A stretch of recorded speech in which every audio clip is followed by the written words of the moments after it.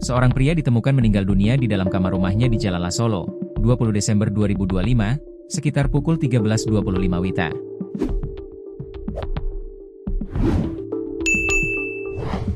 Peristiwa penemuan jasad ini menggemparkan warga sekitar. Berdasarkan keterangan istri korban yang berinisial Im, ia mengaku masih tidur bersama suaminya pada Jumat malam.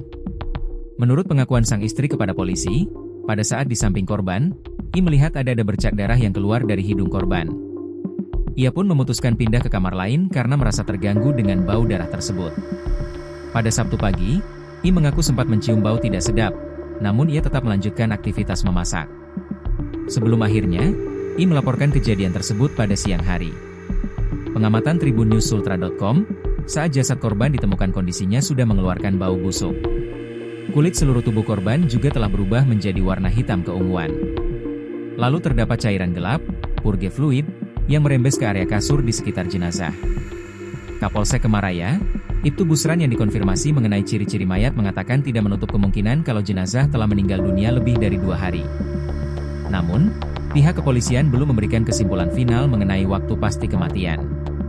Secara ciri-ciri, memungkinkan jenazah sudah lebih dari 2 hari. Meski demikian, kepastiannya menunggu hasil autopsi dari RS Bayangkara, tegas Ibtu Busran. Saat ini, jenazah telah dievakuasi ke RS Bayangkara Kendari untuk menjalani pemeriksaan forensik.